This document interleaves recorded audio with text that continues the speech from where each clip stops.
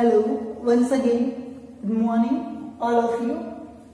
In the pediatric session, previous classes, we discussing about the unit number 5th, the nursing management of the child disorders. In this, we starting with the cardiovascular disorders, the congenital heart disorders in the children. In this, we completed with the acyanotic congenital heart disease in the children. Then next we starting with the cyanotic congenital heart disorders. In this we discussing about the tetralogy of Fallot. It means the TOF condition. Its introduction phase and its types we discussed in the previous class.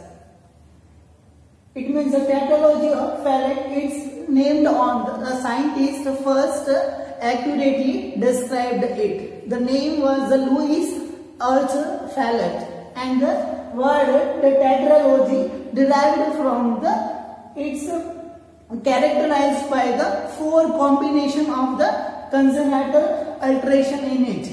It's involved the types, the VSD condition and the pulmonary stenosis and the right ventricular hypertrophy and the overreading of the aorta. ठीक है, means इसका introduction phase वो already हमने जो कल का class के अंदर हमने डिस्कशन किया था. ठीक है, और इसके टाइप्स के अंदर जो ये कॉम्बिनेशन होती है 4 जो कंजेनाइटल अल्टरेशंस होते हैं उनसे रिलेटेड होती है. ठीक है, और इसका जो ये नाम है, ठीक है, तो इसका फैलट नाम है वो कैसे पड़ा कि जो साइंटिस्ट है जिसने इसको एक्यूरेटली सबसे पहले उसको डिस्क्राइब किया था. ठीक है, और tetralogy it means word tetra का मींस 4. इस डिजीज तो इस कंडीशन के अंदर 4 डिजीज अल्टरेशंस होते हैं वो कंबाइंडली उस पर जो बेबी के अंदर प्रेजेंट रहते हैं. ठीक है, then next today we starting with a etiological factor that may leads the condition of tetralogy of Fallot. In this nothing is new. और जो पहले जो हमने पहले पढ़ा है, ठीक है, जो कंजेनाइटल प्रॉब्लम लीड्स करने वाले जो प्री डिस्पोजिंग फैक्टर्स है. ठीक है, बट इसका भी जो स्टिल अभी तक जो एग्जैक्ट कॉज वो आइडेंटिफाई नहीं किया गया. ठीक है, ओनली फॉर इसके अंदर भी सेम का जो एस्टिमेटेड का उसका अनुमान लगाया जा सकता है कि इसका होने का रीजन हेरिडेटरी रीजन मीन्स उसका जीन्स का जो जनरेशन के अकॉर्डिंग उसका जो फैमिली जो एशियंट फैमिली थी उनके अकॉर्डिंग उनका जनरेशन के अंदर ये डेवलप होता है. उनका जो सेलुलर जो इमेजिंग ऐसा होता है तो उसकी वजह से उसका पर जनरेशन के अंदर आगे से आगे बढ़ता रहता है. ठीक है, देन जीन्स के अंदर क्रोमोसोम म्यूटेशन होने मतलब जो क्रोमोसोम्स होते हैं उनके अंदर म्यूटेशन मतलब उनका स्ट्रक्चरल जो डिफॉर्मिटी होने की वजह से जब उनका ऑर्गन्स का फॉर्मेशन हो रहा होता है. ठीक है, तो उसी टाइम के अंदर जो डिफॉर्मिटी होने का चांस हो सकता है. ठीक है, देन नेक्स्ट कॉन्सेंटेनियस मैरिज कपल. ठीक है, मतलब ऐसे कपल्स का जो बेबी, ठीक है, जिनके अंदर ब्लड रिलेशंस वाले जो कपल जो मैरिज कर लेते हैं तो उनका जो बेबी होगा तो उनके अंदर में भी ये कंडीशन होने का चांस हो सकता है. ठीक है, then next one the harmful maternal lifestyle. ठीक है, बेसिकली इसे ऑलरेडी जो हमने डिस्कस कर चुके हैं कि at the time of the pregnancy if the mother is following the harmful lifestyle like the consuming of the alcohol, smoking and the drug addiction. ठीक है, तो it may leads the structural disorders. ठीक है, मतलब abnormality जो deformity उसके अंदर arises उसके structural जब उसका organ formation हो रहा होगा तो उस टाइम के उसके अंदर deformity arise कर सकते हैं. ठीक है, then next at starting of the pregnancy means as starting phase के अंदर सबसे पहले जो सिस्टम बनता है चिल्ड्रंस के अंदर ऑर्गन फॉर्मेशन के टाइम पे तो जो कार्डियोवास्कुलर सिस्टम होता है वो पहले उसका फॉर्मेशन होता है. तो इसी टाइम के अंदर स्टार्टिंग मतलब प्रेगनेंसी का जो स्टार्टिंग मंथ होता है उसी मंथ के दौरान यदि जो लेडीज है तो उसको ज्यादा से ज्यादा रेडिएशन के एक्सपोजर किया जाता है. ठीक है, तो इसकी वजह से भी ये कंडीशन मतलब उसका माल फॉर्मेशन हो सकता है. ठीक है, Okay, these were about the introduction and the various types and the etiological factors which may responsible for the tetralogy of Fallot. Okay, then next after the introduction phase and the types or the etiological factor which will lead the cyanotic congenital heart disorder, the tetralogy of Fallot. Then next one, the principal alteration seen in the TOF conditions. ठीक है, means इसके अंदर क्या circulation का mechanism रहेगा. ठीक है, किस साइड के अंदर हाइयर प्रेशर रहेगा, किस साइड के अंदर लोअर प्रेशर का मैकेनिज्म होता है वो रहेगा. ठीक है, the principal alteration in the TOF condition that is the shunting from the right to the left chamber. Means जो abnormality रहेगी जो मैकेनिज्म की वो रहेगी the right chambers to the left side. ठीक है, मीन्स जो ब्लड का जो हायर प्रेशर होगा वो राइट चैम्बर के अंदर होगा और लोअर प्रेशर रहेगा वो लेफ्ट साइड के जो चैम्बर्स रहेंगे उनके अंदर रहता है. ठीक है, then next after the principal alteration mechanism that next condition is the pathophysiology. ठीक है, मीन्स चिल्ड्रंस के अंदर ये जो ऐसे चिल्ड्रंस है जिसके अंदर TOF वाली कंडीशंस है. ठीक है, तो उसके अंदर सर्कुलेशन का जो एक पूरा जो प्रोसेस होगा वो कैसा रहता होगा. ठीक है, मीन्स इस TOF वाले बेबी के अंदर केस वे के अंदर वो प्रोसेस उसके अंदर होता है. ठीक है, तो pathophysiology of the TOF condition is following. Then the blood flow as a higher pressure at the right ventricle. ठीक है, मतलब बेसिकली स्टार्टिंग होती है कि जो राइट वेंट्रिकल वाला जो पोर्शन है. ठीक है, जो राइट वेंट्रिकल वाला जो पोर्शन है उसके अंदर ज्यादा प्रेशर होता है. ठीक है, इसका रीजन, ठीक है, इसका रीजन ये बताता है कि there is a obstruction and narrowing of the pulmonary artery. ठीक है, बेसिकली राइट वेंट्रिकल के अंदर जो पूरी बॉडी से जो डीऑक्सीजनेटेड ब्लड लाया जाता है वो राइट एट्रियम से आगे की तरफ जाता है राइट वेंट्रिकल के अंदर. ठीक है, तो एक तो वो डीऑक्सीजनेटेड जो ब्लड होता है वो इसके अंदर पर जो पल्स के हिसाब से उसके अंदर ड्रेन्ड होता है. ठीक है, बट जो राइट वेंट्रिकल से आगे की तरफ जो फिल्टर होने के लिए जाना चाहिए पल्मोनरी आर्टरी के अंदर वापस वो लंग्स के अंदर से वापस गैस का एक्सचेंज होता है. ठीक है, वह गैस का एक्सचेंज होने के बाद में उसको लेफ्ट चैम्बर्स के अंदर भेज दिया जाता और वहां से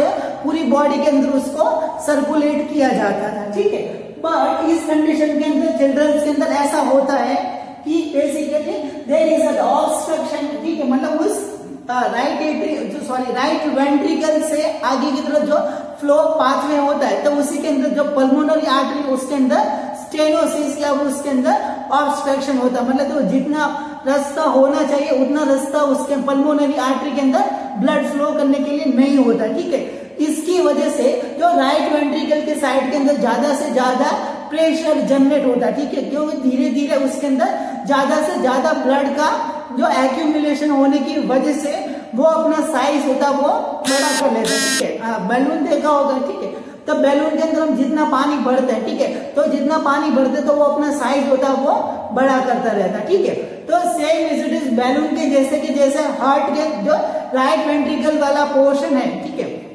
उसके अंदर भी ज्यादा ब्लड का प्रेशर होने की वजह से उसके अंदर blood not flow to the filtrate. ठीक है, मतलब ब्लड होगा जो डीऑक्सीजनेटेड ब्लड वो फिल्ट्रेट होने के लिए पल्मोनरी आर्टरी जो सर्कुलेशन के लिए नहीं जा पाएगा. इट्स में लीड्स द ओवरलोड. इसकी वजह से ओवरलोड हो जाएगा और ओवरलोड लीड्स द हाइपरट्रॉफी. इसकी वजह से जो राइट वेंट्रिकल है उसका हाइपरट्रॉफी मतलब अपना साइज होगा वो थोड़ा एनलार्ज कर देगा. ठीक है, then next blood flow right ventricle to the left ventricle और लंबे पीरियड तक यदि ब्लड जो उसका फोर्स बढ़ने की वजह से इसके अंदर शंटिंग हो जाएगी. क्योंकि एक इसके अंदर एक और कंडीशन भी अवेलेबल रहती है VSD. ठीक है, मतलब दोनों जो वेंट्रिकल के जो सेप्टम है, ठीक है, उन सेप्टम के बीच के अंदर भी ओपनिंग अवेलेबल रहती है. ठीक है, तो वो राइट वेंट्रिकल ज्यादा प्रेशर बढ़ने की वजह से आगे की तरफ फ्लो करेगा डायरेक्टली वो लेफ्ट वेंट्रिकल के अंदर ब्लड आ जाता है. ठीक है, मतलब वो प्रेशर थोड़ा ज्यादा से ज्यादा उसके अंदर जनरेट होगा तो सर्कुलेशन का जो मीडियम है उसका जो डायरेक्शन है वो चेंज हो जाएगा और इसके अंदर जो flow should be the right ventricle to the left ventricle, ठीक है, उसकी तरफ उसका फ्लो बढ़ जाएगा, ठीक है। Then next, and due to the aorta overriding, ठीक है, और जब वो लेफ्ट वेंट्रिकल के अंदर आता है, ठीक है, तो इसी कंडीशन के अंदर एक और अल्टरेशन अवेलेबल रहता है, the over reading of the aorta, ठीक है। एरोटा होता है वो भी अपनी जो प्रॉपर उसका जो पोजीशन होता है उस जगह के अंदर वो अराइज नहीं होता, डायरेक्ट जो वेंट्रिकल होता है तो वहां से स्टार्ट हो जाता है, ठीक है। बेसिकली जो एरोटा होता है वो लेफ्ट वेंट्रिकल के अंदर स्टार्ट होना चाहिए, ठीक है, बट वो सेप्टम वाला जो पोर्शन है वहां से स्टार्ट होता है, मतलब थोड़ा स्टार्टिंग के अंदर जो मेन पोर्शन होता है वहां से जो डायलेट होता है, ठीक है, मतलब जो उसके अंदर डाइवर्शन उसके अंदर होता है, ठीक है। तो इसकी वजह से जैसे ही जो ब्लड डीऑक्सीजनेटेड ब्लड जो लेफ्ट एट्रियम के जो लेफ्ट वेंट्रिकल के अंदर जाएगा, लेफ्ट वेंट्रिकल से अंदर जाते ही सीधा वो डायरेक्ट एरोटा के अंदर फ्लो कर लेगा, ठीक है, और फ्लो करने के बाद में पूरा जो डीऑक्सीजनेटेड ब्लड इसके अंदर आप एक बार नोटिस कीजिए कि इसके अंदर जो ब्लड है वो फिल्ट्रेट नहीं हुआ है, ठीक है। इसके अंदर जो डीऑक्सीजनेटेड ब्लड है वो ही डायरेक्टली राइट वेंट्रिकल से लेफ्ट वेंट्रिकल के अंदर आ रहा है और एरोटा का ज्यादा बड़ा होने की वजह से वो डायरेक्टली सिस्टमेटिक मतलब बॉडी के पार्ट्स के सर्कुलेशन के अंदर जा रहा है, ठीक है। इसकी वजह से क्या होगा, ठीक है, इसकी वजह से जो पूरा बॉडी के अंदर डीऑक्सीजनेटेड ब्लड का सर्कुलेशन हो जाएगा और पूरा जो साइनोसिस वाले इसके बेसिकली जो ऑक्सीजन का कमी ब्लड के अंदर और हमारे सेल के अंदर होने की वजह से जो कंडीशन अराइज होती है उसको हम साइनोसिस बोलते हैं, ठीक है। तो इसी की वजह से जो TOF है, ठीक है, तो TOF होता है वो कंजेनिटल हार्ट डिसऑर्डर्स के अंदर इंक्लूडेड किया जाता है, बट इसके अंदर तो डीऑक्सीजनेट इनडायरेक्टली ऐसा अल्टरेशन होता है, मतलब स्ट्रक्चर के अंदर ऐसी अबनॉर्मलिटीज वगैरह होती है जिसकी वजह से जो ऑक्सीजनेटेड ब्लड होता है वो बॉडी के अंदर सर्कुलेट नहीं हो पाता, तो इसी की वजह से इसको हम साइनोटिक कंजेनिटल हार्ट डिसऑर्डर के अंदर इसको इंक्लूडेड किया गया है, ठीक है। तो it's all about the pathophysiology of tetralogy of failure, ठीक है। तो ये मैकेनिज्म की वजह से इसके अंदर लास्ट के अंदर ये हमको रिजल्ट हमको देखने को मिल रहा है कि इसके अंदर डीऑक्सीजनेटेड ब्लड जाता है और इसकी वजह से साइनोसिस हो जाता है, ठीक है।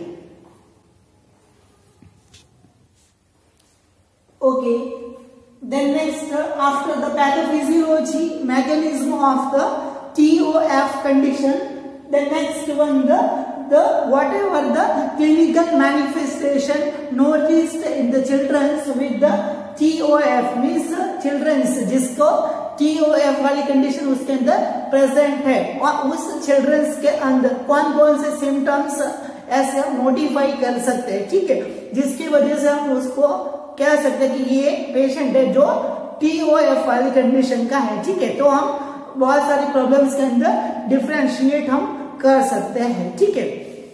तो इसी के अंदर जो सिम्टम्स नोटिस किए जाएंगे, पहली बात तो ये है कि ये कौन सी कंडीशन के अंदर इंक्लूडेड किया जाता है, साइनोटिक कंजेनिटल हार्ट डिसऑर्डर्स, ठीक है।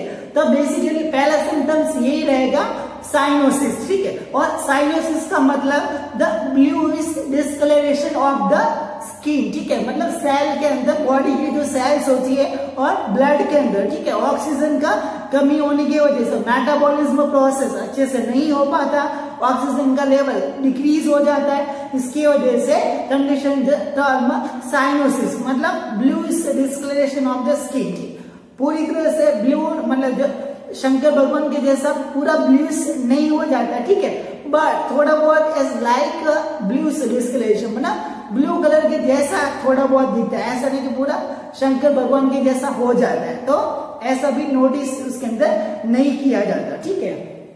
Then next the first symptom that is the bluish discoloration of the child skin as the male brain lips sclera oral mucosa, ठीक है, मीन्स जो सेंट्रल कैविटी मतलब जो ऐसे ऑर्गन्स है जो सेंट्रली इसके अंदर इंक्लूडेड करते हैं, ठीक है, तो उनका ब्लूइश डिस्कलरेशन पहले होता है, ठीक है, मीन्स हमारे बॉडी के अंदर ऑक्सीजन का कमी यदि होगा तो हमारे जो पेरिफेरल ऑर्गन्स, ठीक है, मतलब हमारे जो दूर के जो ऑर्गन्स होता है उनसे पहले जो सेंटर के अंदर जो ऑर्गन्स आता है, ठीक है, तो बेसिकली सेंटर के अंदर जो सबसे पहले ऑर्गन जो आंखों का जो स्क्लेरा मतलब आंखों का जो पोर्शन होता है उसके अंदर ब्लूइश डिस्कलरेशन दिखेगा। ओरल म्यूकोसा मतलब जो जीभ वगैरह डॉक्टर आपको देखना कि खून का कमी होने की वजह से इस वे के अंदर जीभ को ऐसे बताता है, तो उनका कलर देख के उनको आइडेंटिफाई करता है। तो ओरल म्यूकोसा होगी, ठीक है, लिप्स का कलर उसके अंदर ब्लू डिस्कलरेशन होगा। फिर लेट टाइम के अंदर जो उसके जो नेल बेंड मतलब जो नाखून का जो आगे का जो हार्ड पोर्शन होता है, ठीक है, वो उसको नेल बेंड बोलता है। तो उनके अंदर हाथों के अंदर भी जो ब्लू डिस्कलरेशन होता है वो नोटिस किया जाता है, ठीक है। जो blue discoloration of the skin, childrens की जो स्किन, उसका नेल बेंड, उसके लिप्स, उसका आंख का जो स्क्लेरा वाला पोर्शन और उसके oral mucosa means oral cavity की जो लेयरिंग उसके अंदर भी ब्लू डिस्कलरेशन शो होगा, ठीक है। Then next the term hypoxia and anorexia, ठीक है। तो anorexia and hypoxia it means hypoxia का मतलब decrease the oxygen level in the cell, ठीक है, मीन्स सेल हमारे बॉडी की जो सेल्स होती है उसके अंदर ऑक्सीजन का लेवल कम हो जाएगा, ठीक है, तो उसको हाइपोक्सिया के नाम से जाना जाता है, ठीक है। और जो ब्लड के अंदर उसका लेवल कम हो जाता है तो एनोरेक्सिया वाली कंडीशन उसको हम बोलते हैं, ठीक है।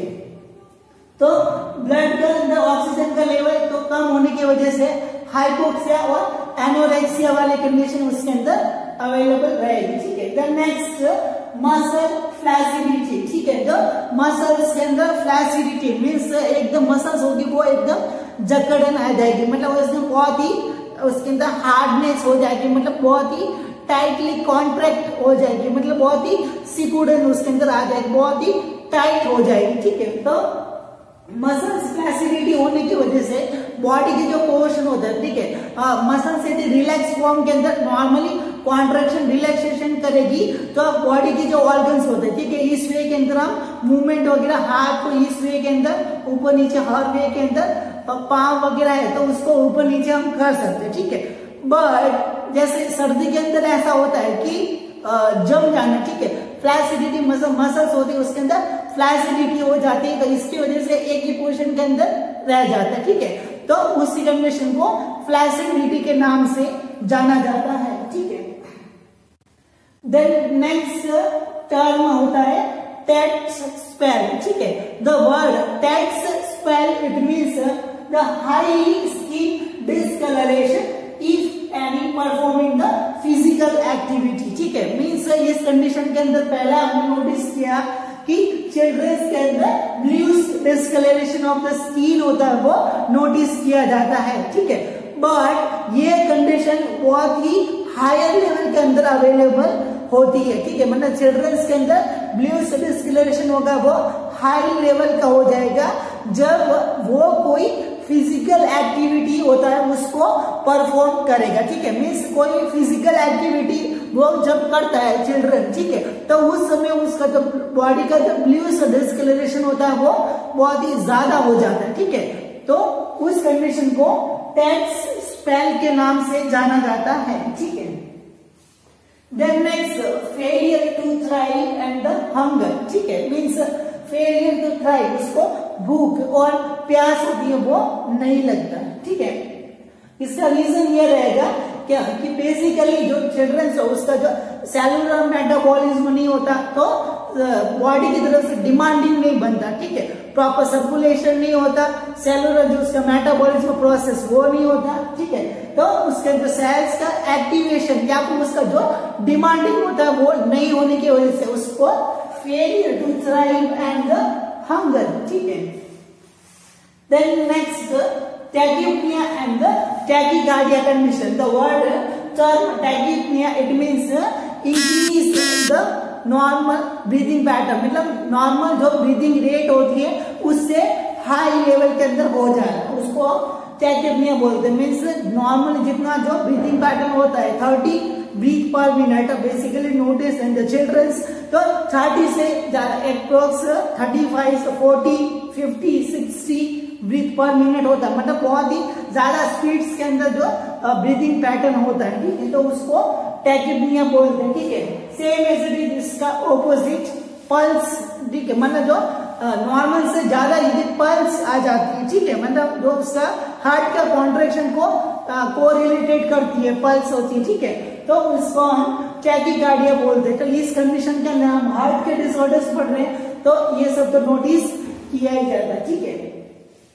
Then next one the slow weight gain, ठीक है, तो इससे पहले ऑलरेडी हमने डिस्कस कर चुके हैं कि चिल्ड्रंस के अंदर स्लो वेट गेन क्यों होगा, ठीक है, क्योंकि सेलुलर इनसफिशियंसी मतलब सेल को पूरी जो क्वांटिटी अमाउंट के अंदर ब्लड सर्कुलेशन उसकी जो मेटाबॉलिज्म सब्सटेंस होते वो नहीं होगा, तो पर्टिकुलर एज के अकॉर्डिंग उनका वेट होगा वो गेन नहीं हो पाएगा, ठीक है, तो स्लो वेट गेन रहेगा, तो एज के अकॉर्डिंग जो इसका जो माइलस्टोन होता है उसके अकॉर्डिंग वेट होगा वो नहीं बढ़ेगा, ठीक है। Then next one muscle wasting, ठीक है, मसल वेस्टिंग इट मीन्स कि धीरे धीरे उसकी मसल लॉस हो जाएगी, मतलब बहुत ही पतला स्लिम पर्सन हो जाएगा, एकदम पूरा पतला हो जाएगा, जिस तरह बर्थ के टाइम पे उसका जो मसल्स का जो स्ट्रेंथ था, ठीक है, तो मसल्स की क्वालिटी और उसका जो साइज और शेप होता है वो धीरे धीरे कम हो जाएगा, ठीक है, और उसी जगह से जो बोन जिस वाला पर्सन की बोन वाला पोर्शन है वो सबसे ज्यादा, तो उसको हड्डी वाला पोर्शन होता है, हड्डी की हड्डी ज्यादा दिखाई देगी, मस्कुलर पोर्शन होता है वो वेस्टिंग, इट मीन्स वो धीरे धीरे जो लॉस होता रहेगा, ठीक है, तो वो मसल वेस्टिंग के अंदर इंक्लूडेड किया जाता है, ठीक है। Then next growth and developmental retardation, तो ग्रोथ एंड डेवलपमेंट होता है वो नॉर्मली इतना सारा प्रॉब्लम होने की वजह से जो ऐसा नॉर्मली नहीं होता कि उसका ग्रोथ नॉर्मल रह सके, ठीक है, उसके अंदर डाइवर्शन होता है वो अवेलेबल रहेगा, पूरी का बॉडी का जो सर्कुलेशन या फिर पूरा मैकेनिज्म होता है वो अल्टरेट हो जाता है, इसकी वजह से अच्छी तरह से ग्रोथ एंड डेवलपमेंटल रहता है वो नहीं हो पाता है, ठीक है। These are the common signs and symptoms noticed in the TOF condition, ठीक है।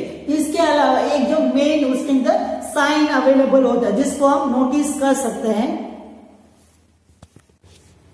देन नेक्स्ट वन TOF वाली कंडीशन के अंदर चिल्ड्रंस के अंदर एक स्पेसिफिक जो एक साइन होता है वो उसके अंदर आइडेंटिफाई किया जाता है, ठीक है, क्योंकि इसके अंदर जो ऑक्सीजन का कमी होने की वजह से जो फिंगर्स होती है, ठीक है, मतलब जो फिंगर्स होती है वो नॉर्मली इसके अंदर एनलार्जमेंट मतलब सूजन होती है नहीं होता पोर्शन, मतलब जो लास्ट वाला जो फिंगर्स का जो एंड पोर्शन होता है वो नॉर्मली इस वे के अंदर रहता है, ठीक है, बट इस कंडीशन के अंदर जो TOF वाली कंडीशन के अंदर जो फिंगर्स होते हैं वो नॉर्मल से इसके अंदर जो नाखून के जो एंड वाला पोर्शन होता है, ठीक है, इस एंड वाले पोर्शन के अंदर क्लबिंग हुए मतलब इस फिंगर्स के अंदर स्वेलिंग आ जाती है, रेडनेस मतलब जो दूर की तरफ जो ऑर्गन्स होते हैं मतलब जो फिंगर्स होते हैं लास्ट पोर्शन होता है, ठीक है, मतलब पेरिफेरल ऑर्गन्स होता है, तो इसके अंदर ऑक्सीजन होती है वो पूरी तरह से अवेलेबल सर्कुलेशन नहीं होने की वजह से क्या होता है कि इसके अंदर एनलार्जमेंट मतलब स्वेलिंग होती है, रेडनेस वगैरह वो अवेलेबल रहती है, ठीक है। तो एक साइन होता है कि बेसिकली जो हमारा फिंगर्स है, ठीक है, बेसिकली इस फिंगर्स को हम इस वे के अंदर हम करते हैं, ठीक है, तो इसके बीच वाला जो एक ये वाला पोर्शन आप इस तरफ देखिए, तो इसके बीच के अंदर आपको एक एंगल दिखाई दे रहा है, ठीक है, मीन्स इसके अंदर जो स्पेस आपको दिखाई दे रहा है उसी को हम जो एक छोटा सा छेद इसके अंदर दिखाई दे रहा है, ठीक है, तो इसी को हम उसको लोवी बैंड एंगल बोलते हैं, ठीक है, तो ये नॉर्मल लोवी बैंड एंगल है, ठीक है, मीन्स दोनों फिंगर्स को इसके अंदर बताया जा रहा है, ठीक है, तो इसके अंदर दोनों फिंगर्स को ये बीच वाला जो स्पेस है, ठीक है, उसी स्पेस को हम लोवी बैंड एंगल बोलते हैं, ठीक है। यदि हमारी फिंगर्स यदि नॉर्मल है, ठीक है, तो इसके अंदर जो लोवी बैंड एंगल रहेगा वो 165 डिग्री तक रहता है, मतलब इसका जो एंगल रहेगा वो 165 डिग्री एंगल तक रहता है, ठीक है।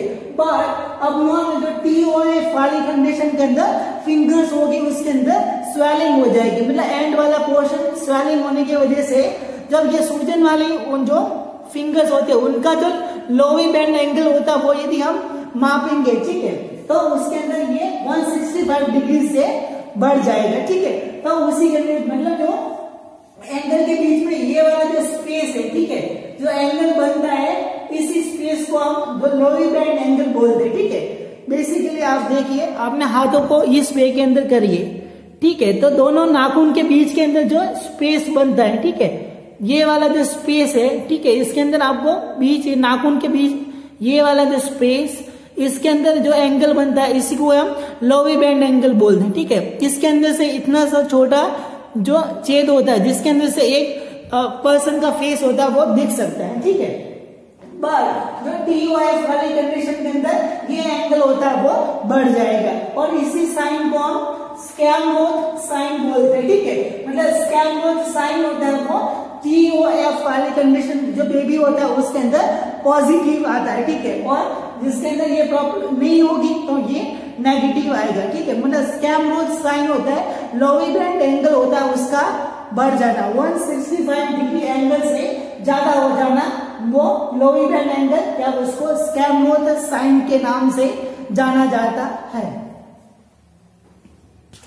Okay, then next after the clinical manifestation we have to be confirmatory identify the what is the situation, ठीक है। मीन्स क्लिनिकल जो मैनिफेस्टेशन के हिसाब से हम उसको कंफर्म नहीं बोल सकते कि ये TOF वाली कंडीशन है, ठीक है।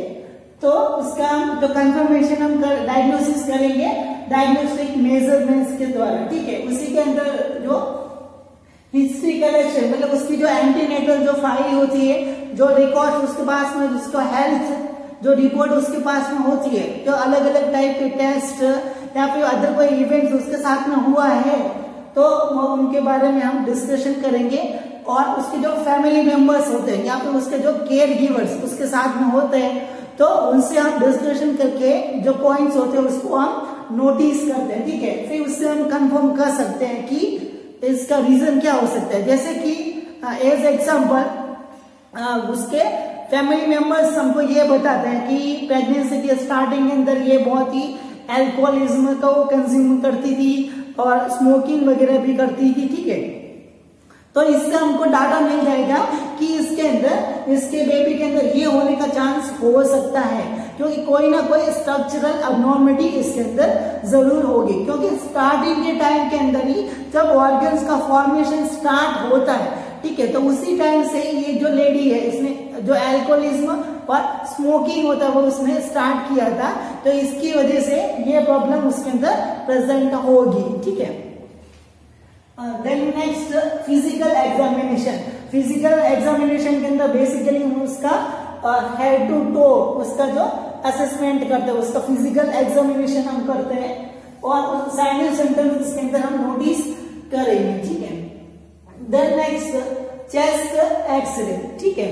चेस्ट एक्सरे उसका करेंगे तो इस चेस्ट एक्सरे के अंदर क्या हमको दिखाई देगा, बहुत ही इंपॉर्टेंट क्वेश्चन, ठीक है। कंपटीशन एग्जाम्स के अंदर पूछा जाने वाला जो क्वेश्चन है कि टेट्रालॉजी ऑफ फैलेट, क्या फिर ऐसी कौन सी कंडीशन के अंदर जो हार्ट होता है वो शूज के शेप का, बूट का मतलब होता है जो बूट पहनने के होते हैं, ठीक है, जो फुटवेयर जो बूट होते हैं उसके शेप का हमारा जो हार्ट हो जाता है, ठीक है। बेसिकली जो हार्ट और इसका स्ट्रक्चर जो बूट के जैसा हो जाता है, ठीक है। इसके अंदर एनलार्जमेंट होने की वजह से हार्ट होता है बूट के जैसा हो जाता है।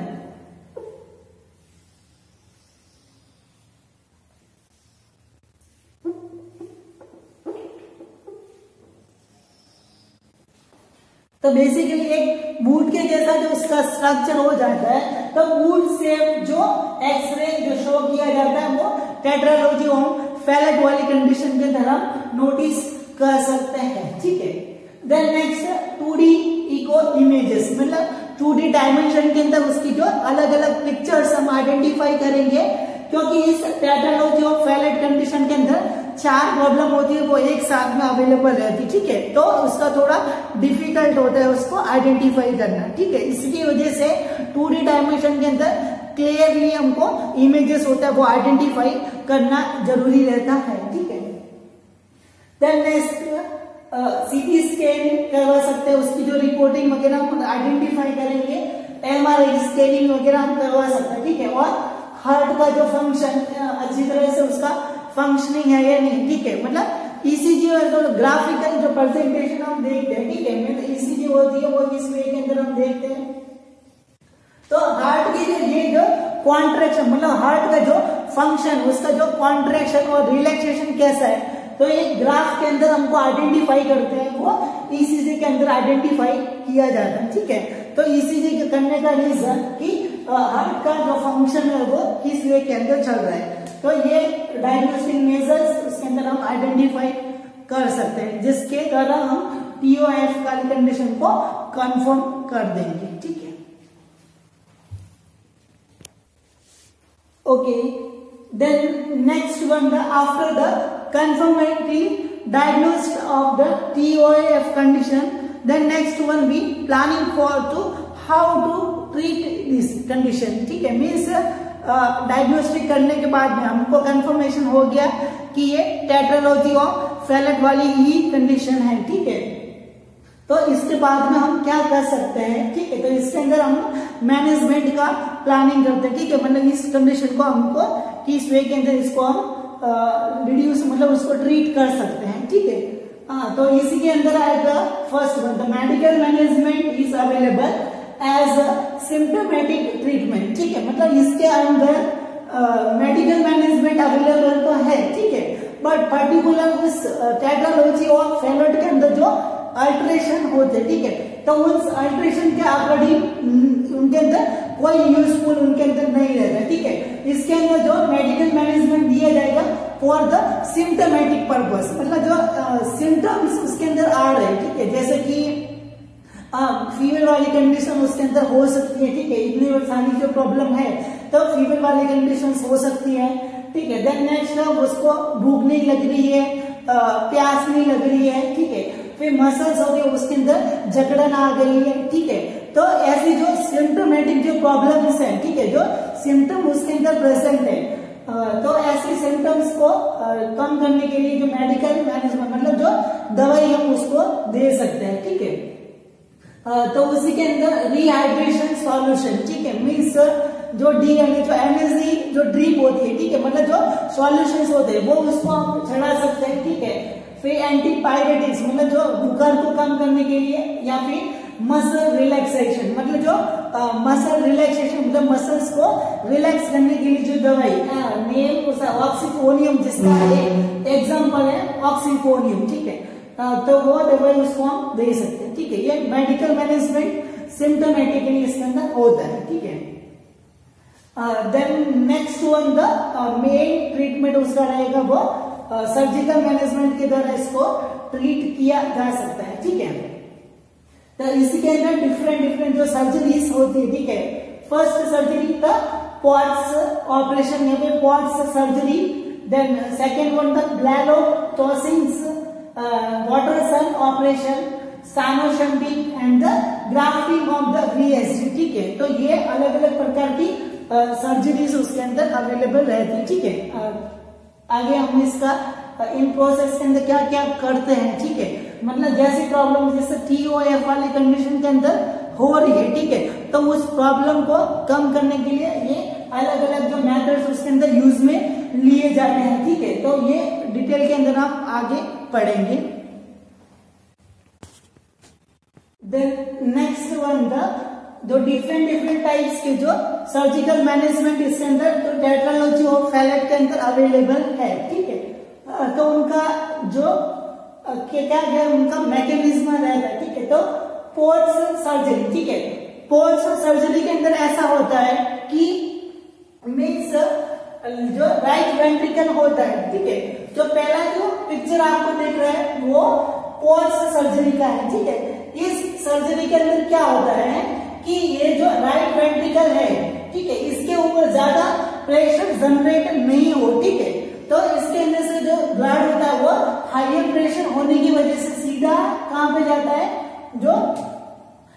वेंट्रिकल्स और लेफ्ट वेंट्रिकल से वापस एरोटा के अंदर फ्लो करता है, ठीक है। तो इसकी वजह से क्या होता है कि राइट वेंट्रिकल के ऊपर प्रेशर कम पड़े और पल्मोनरी सर्कुलेशन होता है वो भी उसके अंदर नहीं जा पाता, ठीक है। तो हम क्या कर देते हैं कि जो लेफ्ट वाली जो पल्मोनरी आर्टरी होती है, ठीक है, पल्मोनरी आर्टरी होती है वो दो होती है, ठीक है, एक जो राइट वाला जो लंग्स और एक लेफ्ट वाले लंग्स को जाती है, ठीक है। तो लेफ्ट वाली जो आर्टरी होती है, ठीक है, पल्मोनरी आर्टरी उसको जोड़ देते हैं, मतलब ये एरोटा है और उसको नजदीक के अंदर दोनों को मिक्स कर देते हैं। एनास्टमोसिस, एनास्टमोसिस का मतलब कि दोनों को एक साथ में जोड़ देना, ठीक है। तो इसी के अंदर जो एरोटा और जो ये लेफ्ट आर्टरी इसके अंदर जा रही थी, तो इसको एरोटा के वहां पे हमने उसको जोड़ दिया, ठीक है। तो ये सर्जरी, इसकी वजह से क्या होगा कि थोड़ा बहुत जो सर्कुलेशन है वो पल्मोनरी सर्कुलेशन फिल्टर होने के लिए भी जाएगा, ठीक है। और इसकी वजह से थोड़ी बहुत जो कंडीशन है सर्कुलेशन की वो उसके अंदर हो सकती है और ऑक्सीजनेशन उसका ब्लड का हो सकता है, ठीक है। और इसी के अंदर जो राइट वेंट्रिकल के ऊपर जो प्रेशर है उसके अंदर भी थोड़ा कमी आ सकता है, ठीक है। देन नेक्स्ट, इसी के अंदर हमने देखा कोर्स सर्जरी के अंदर जो एनास्टमोसिस किया जाता है लेफ्ट पल्मोनरी आर्टरी के अंदर, ठीक है। सेम एज इट इज ऐसा जो कनेक्शन होता है वो यदि राइट पल्मोनरी आर्टरी के अंदर किया जाता है, ठीक है, तो उसको हम जो वाटरसन सर्जरी के नाम से जाना जाता है, ठीक है। तो वाटरसन सर्जरी, इसके अंदर जो एनास्टमोसिस होता है वो जो राइट वाली जो होती है पल्मोनरी आर्टरी उसके साथ भी इसका कनेक्शन जोड़ दिया जाता है, ठीक है। इसका पर्पस भी यही है कि थोड़ा बहुत जो सर्कुलेशन है वो पल्मोनरी तरफ जाए, ठीक है, क्योंकि पल्मोनरी के अंदर हमने ये है कि वेंट्रिकल से जुड़ा हुआ है बट इसके अंदर जो उसका रास्ता है वो नैरो हो गया, ठीक है। तो इसकी वजह से प्रॉपर अमाउंट होता है वो लंग्स की तरफ नहीं जा पाता, ठीक है। तो ये कोर्स सर्जरी का मैकेनिज्म ये वो वाटरसन सर्जरी का, ठीक है। देन नेक्स्ट वन आता है ब्लैलोटोसिस, ठीक है। द ब्लैलोटोसिस का मतलब कि इसके अंदर जो पल्मोनरी आर्टरी होती है उसके अंदर एक ट्यूब को कनेक्ट कर दिया जाता है, ठीक है, जो कनेक्शन बनाया जाता है जो डायरेक्टली जो एरोटा होता है और जो पल्मोनरी आर्टरी होती है, ठीक है। तो पल्मोनरी आर्टरी और एरोटा के साथ में एक ट्यूब की तरह उसको कनेक्शन कर दिया जाता है। इन दोनों के बीच में एक ट्यूब लगा दी जाती है, ठीक है, जिसके द्वारा इनका कनेक्शन हो सकता है, ठीक है। तो ये ब्लैलोटोसिस इसके अंदर इंक्लूडेड किया जाता है, ठीक है। देन नेक्स्ट वन आता है शैनो शंटिंग, ठीक है। शैनो शंटिंग का इट मीन्स कि जो वेंट्रिकल वाला जो पोर्शन है, ठीक है, तो वेंट्रिकल के द्वारा डायरेक्ट पल्मोनरी आर्टरी के द्वारा कनेक्शन कर देना, ठीक है। क्योंकि बेसिकली जो पल्मोनरी आर्टरी जो होती है उसके अंदर स्टार्टिंग में नैरो होती है, तो इस वेंट्रिकल से ही जो ये वेंट्रिकल वाला पोर्शन है इससे डायरेक्ट कनेक्शन कर दिया जाता है पल्मोनरी आर्टरी को, ठीक है। तो ये पल्मोनरी आर्टरी के अंदर ब्लड सर्कुलेशन जो फिल्टर होने के लिए जाता है, ठीक है, बट राइट वेंट्रिकल से नहीं जा पा रहा था क्योंकि पल्मोनरी आर्टरी के अंदर ऑब्स्ट्रक्शन नैरोइंग होने की वजह से। तो डायरेक्ट यदि उस वेंट्रिकल से यदि कनेक्शन कर दिया जाता है, ठीक है, तो उसको शैनो शंटिंग के नाम से जाना जाता है, ठीक है। तो बेसिकली ये टाइप की जो सर्जरीज है ये डायरेक्टली जो पल्मोनरी आर्टरी है जो लंग्स की तरफ जो ब्लड भेजने के लिए रेस्पॉन्सिबल होती है, इनके द्वारा लंग्स की तरफ ब्लड जाएगा और ऑक्सीजनेशन जो ब्लड होगा वो पूरी बॉडी के अंदर डायरेक्टली एरोटा के अंदर भेज दिया जाएगा, ठीक है। इसकी वजह से सर्कुलेशन के अंदर थोड़ा बहुत ऑक्सीजन का लेवल होता है वो आ सकता है, ठीक है। और ग्राफ्टिंग ऑफ द वीएसडी, ठीक है, वीएसडी का ग्राफ्टिंग मतलब जो वेंट्रिकल के बीच के अंदर जो ओपनिंग है, ठीक है, उसको क्लोज कर दिया जाएगा, ठीक है। जो आर्टिफिशियली हमने जो वीएसडी कंडीशन के अंदर जो पढ़ा था, ठीक है, वो सेम इज इसके अंदर भी कर सकते हैं, ठीक है। तो ये detail about the surgical management of the tetralogy of Fallot.